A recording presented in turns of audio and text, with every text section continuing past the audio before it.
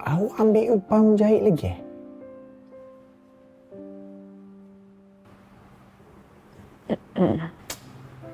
Apa ni?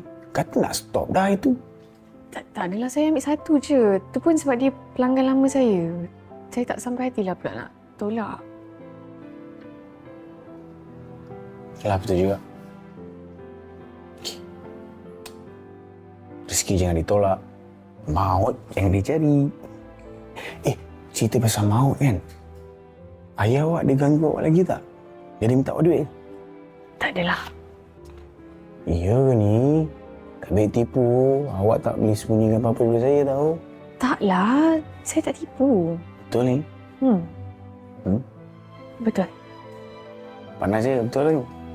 Betul, kalau ada saya beritahu. Okey. Nah. Awak suruh awak sortingkan balik benda ni, lepas tu terus okey lah.